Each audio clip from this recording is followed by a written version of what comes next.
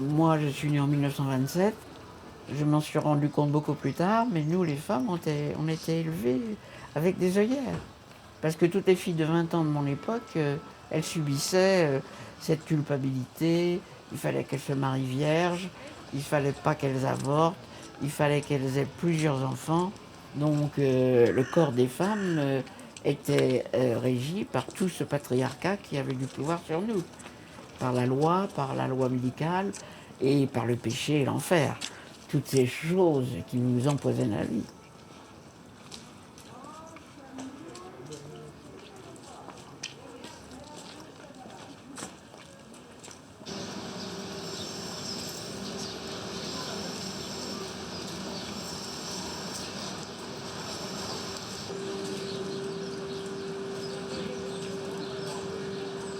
Donc on était soumise, et c'est là où Simone de Beauvoir, en 1949, a dit « biologie n'est pas destin ».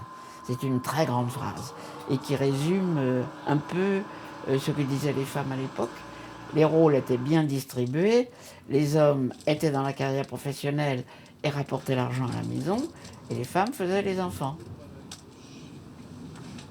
Donc les femmes n'avaient aucune indépendance économique.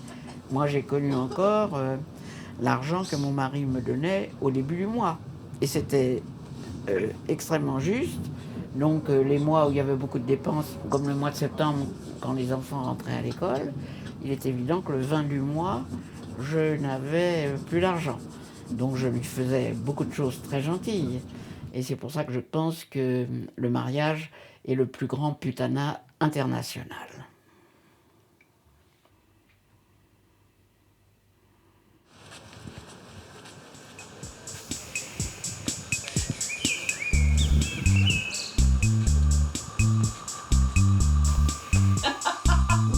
Ça m'aurait passionné. Il m'a dit, c'est une icône, ça c'est bien. Tu vois? Tu vas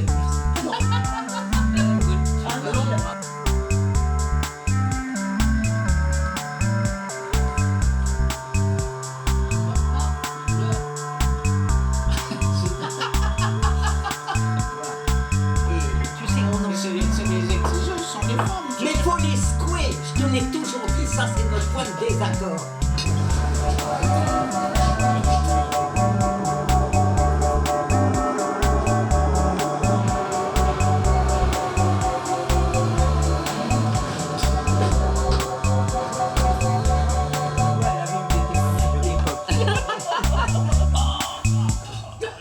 Là, j'étais invitée au centre d'urbanisme d'Orléans et c'était sur l'habitat des personnes âgées et la vieillesse en elle-même, tu vois.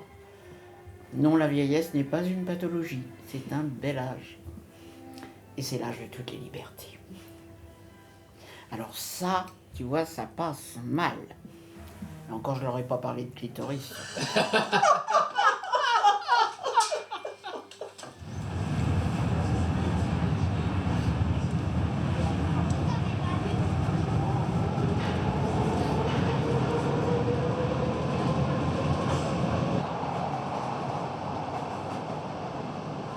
Quand mai 68 est arrivé, qui a été une immense période de libération, pour tout le monde d'ailleurs, mais beaucoup pour les femmes qui ont commencé à naître, on changeait de planète. C'est comme les écluses de l'histoire qui s'ouvraient et la parole qui coulait comme un fleuve.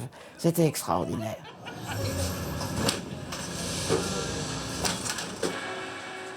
On est devenus comme des pouliches échappées. On était insolentes. C'est la première fois que je commençais à dire de l'argot et des gros mots. Et on était d'une grossièreté et d'une insolence au début du mouvement des femmes. Ça nous faisait plaisir. Ce qu'on nous avait défendu, interdit, d'un seul coup on osait. Non. Mais tant pis, tu vois, je vais te dire, le problème est là, dans le compromis. Les femmes, c'est toujours le compromis. Et ça, c'est la mort. Je t'adore. Et alors pour continuer ton discours, Anne, où que j'aille, je retrouve des gens qui sont pleins de bonne volonté, Oui. mais qui pensent la maladie égale soin. La vieillesse égale maladie égale soin. Et je leur dis, il faut changer les critères de pensée. La vieillesse, c'est aussi le bien-être, le plaisir, l'intelligence et le lien social. Quand j'aborde par exemple la sexualité, je leur dis, vous savez, la sexualité, il faut continuer le plaisir parce que c'est pour nous ça nous laisse intelligents, ça nous laisse pleine de désir, ça nous laisse avides de bien-être, donc c'est un sirop de jouvence. Alors j'entends toujours une petite voix de femme qui nous dit, mon mari est mort. Elle a de la chance. Je lui ai dit, madame, vous avez toujours employé les grandes routes, mais il y a des chemins buissonniers où vous allez cueillir des fruits merveilleux. Vous avez d'autres pratiques, il faut les aborder. Les femmes vivent les plus vieilles. Les hommes meurent à 77 ans, père à leur âme. Mais vous allez vivre jusqu'à au minimum, moyenne sociologique, 84 ans et 3 mois. Donc, si tu veux, je leur dis, je vous en prie, profitez du plaisir, de tous les plaisirs, mais y compris sexuels, jusqu'à la fin de votre vie.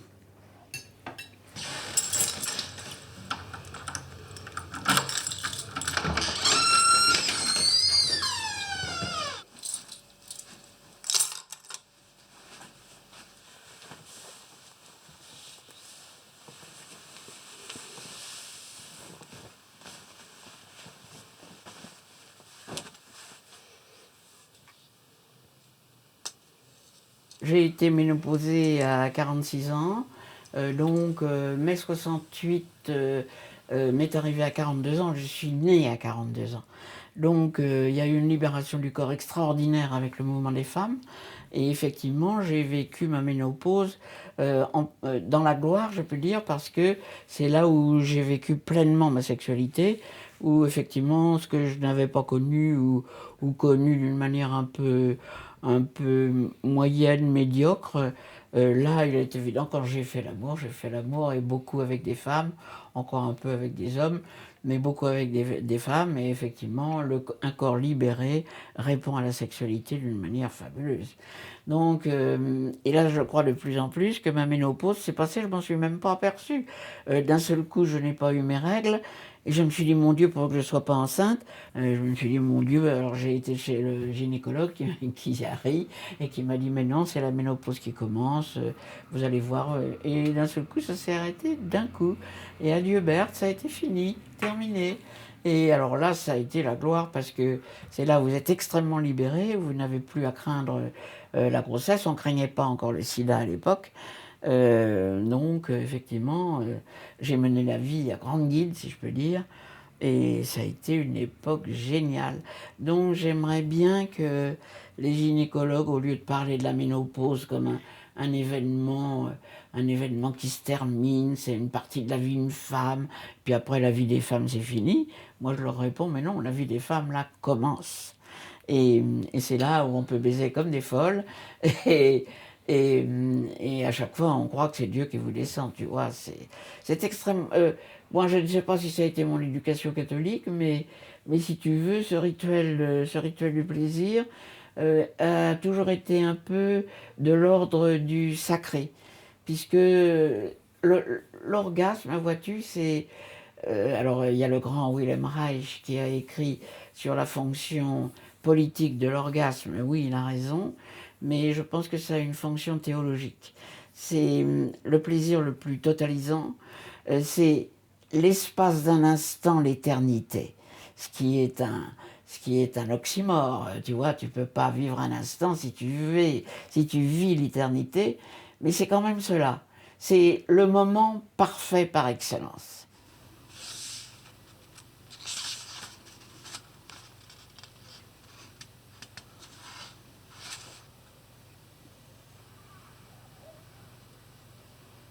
On était libre du corps et d'en l'utiliser comme on voulait, et refuser refuser le mâle, l'homme, jusque dans l'intime, c'était une pratique politique. D'ailleurs, les hommes l'ont souvent très très mal pris, parce qu'on était des salopes, on était des garces, bien entendu, on entendait tous les noms d'oiseaux, mais ils savaient bien que si on jouissait hors de leurs bras, et dans les bras d'autres pratiques, dans les bras des femmes par exemple, il est évident qu'on n'était plus pour eux, on n'était plus le cheptel et l'objet du plaisir quand ils le voulaient. C'est quand nous voulions nous.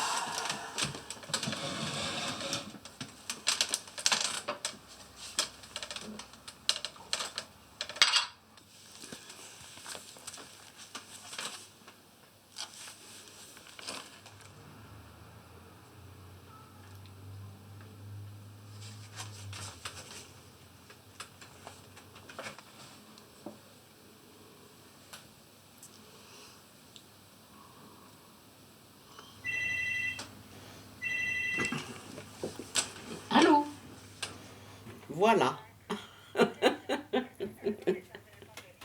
Et les Baba Yaga, elles, comme critère, c'est qu'elles aient été des femmes engagées dans leur vie et qu'elles acceptent la charte et les valeurs des Baba Yaga.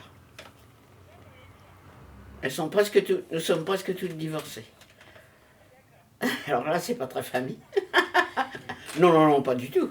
Mais il se trouve que ce sont les femmes seules. Alors il y a des célibataires, il y a une ou deux veuves. Donc c'est des femmes qui se retrouvent toutes seules et qui ne veulent pas passer leur vieillesse seules. Mais en même temps, faire vivre le quartier, faire du lien social avec les gens du quartier, travailler avec le club senior. Enfin, ce qu'on veut, c'est être un lieu pour la vieillesse autrement. Ah oui, il y aura des gentils. Absolument. Allez, je vous embrasse. À bientôt. Au revoir.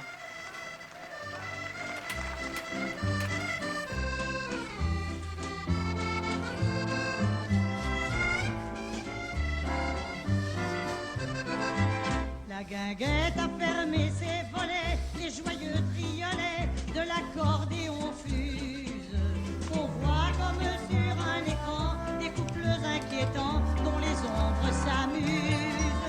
On dit que pourtant le costaud qui risqua l'échafaud pour des vendus qui rusent vient d'entrer rageur en vengeur.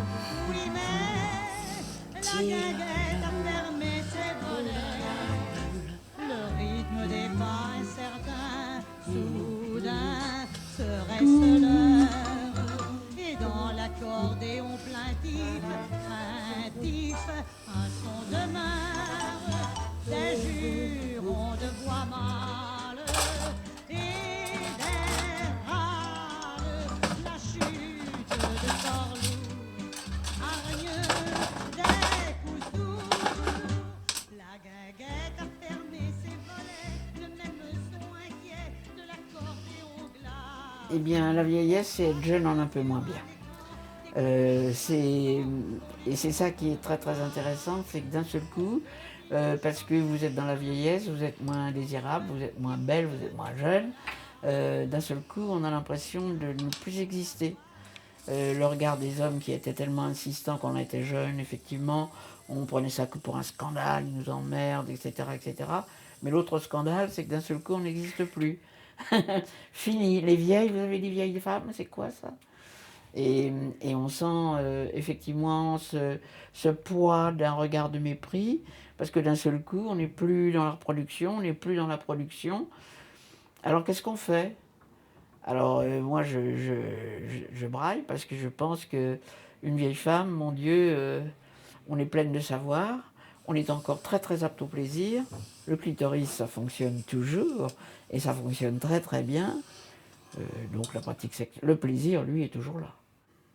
Et je pense que ça vous conserve une espèce de jeunesse, de dynamisme, d'énergie. On est encore apte à jouir, donc on se dit, c'est pas foutu. C'est un peu diminué, mais c'est pas foutu. Donc, très souvent, les gens qui ont 55, les femmes qui ont 55, 60 ans, m'écoutent avidement parce qu'elles sont dans l'angoisse de la vieillesse. Moi, j'ai dépassé l'angoisse de la vieillesse. Je suis dedans et j'en tire tout le parti que je peux. On fait ce qu'on peut avec ce que l'on a. Donc, avec cette philosophie-là, il vous reste toujours des grands territoires à explorer.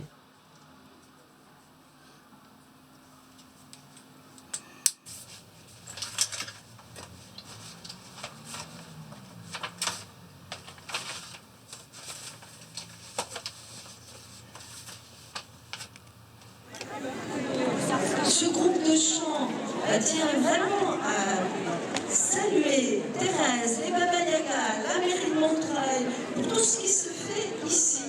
Et c'est avec plaisir que nous allons vous chanter quelques chansons féministes, puisque c'est un des piliers du projet des Baba Yaga.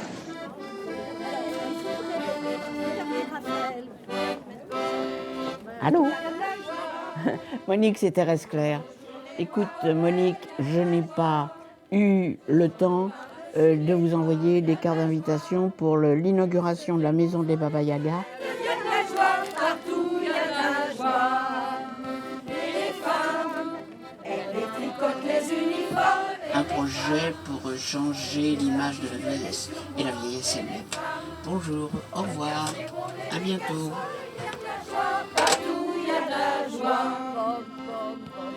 C'est ça. Donc, pour les journalistes, c'est à 10 h à la maison des Baba Yaga. 11 h, on coupe le ruban.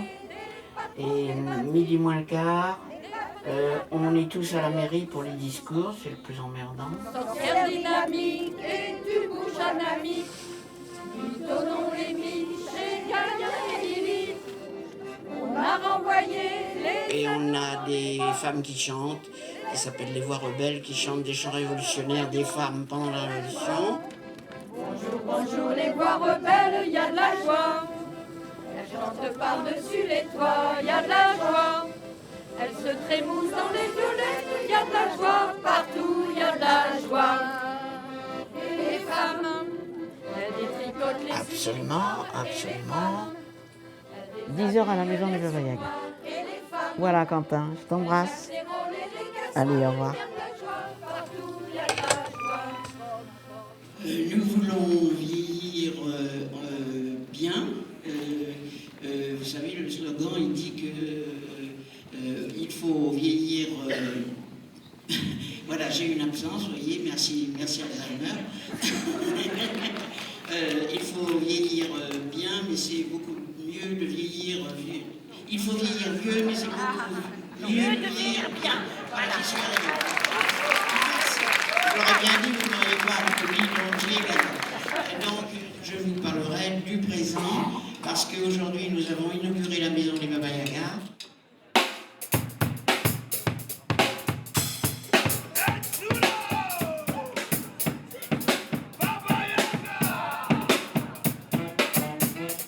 Bien entendu, nous allons, pour de diverses raisons, partager cet espace avec les associations de la ville. Donc, dans une des pièces, nous allons apprendre à bien vieillir.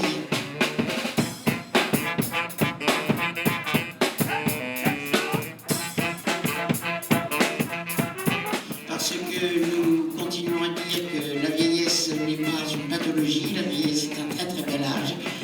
Et je pense que c'est l'âge de la pleine liberté.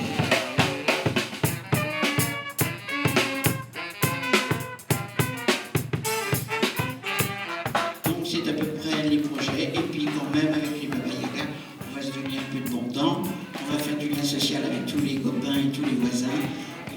Donc nous voudrions que ce lieu soit un lieu vivant.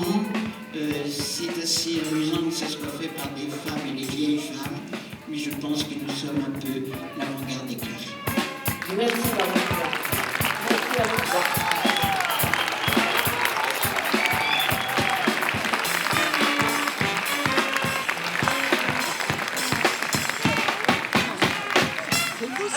On y va. Allez-y. Voilà.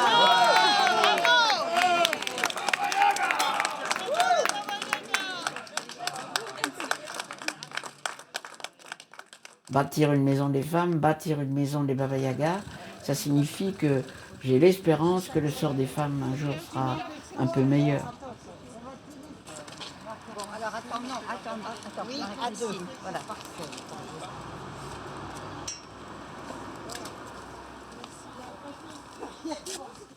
Je crois beaucoup en l'humanité encore. À la veille de ma mort, je pense qu'on est améliorable. Et bon, bah, c'est une utopie comme une autre, mais ça doit être possible. On peut y rêver. Et ça coûte rien. Ça coûte rien. Ça m'étonnerait que ça soit on aurait dû demander au monsieur Sylvain. Oui. Et puis on peut travailler pour y... Il n'y a pas que le rêve. Mais il faut accomplir des choses pour changer le monde. Mais tous ces gens qui ont pensé ensemble à changer le monde ont fait un énorme voyage, un immense voyage. Et c'est dans le voyage qu'a lieu le changement.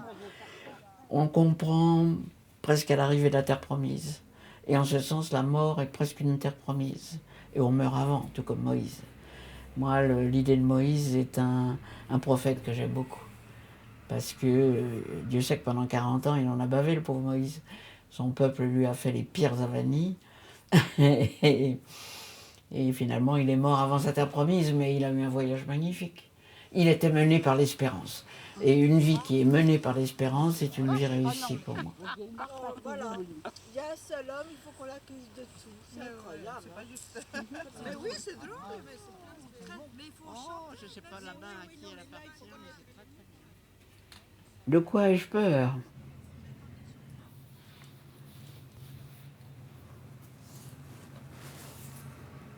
Je ne sais pas. La mort, peut-être, parce que la mort, c'est l'inconnu. Mais d'autre part, là, je me reposerai peut-être un peu quand même, enfin. Je serais contente s'il y avait une éternité. Je serais contente si je retrouvais les gens que j'aime. Mais j'ai une vie tellement intense depuis 40 ans que je me dis que j'ai eu ma part de bonheur. Donc, et puis je vais arriver probablement à une époque très très fatiguée. Alors je sais pas. Évidemment, j'aime bien vivre, j'aime beaucoup vivre. C'est délicieux de vivre. Mais peut-être que la mort a aussi ses charmes.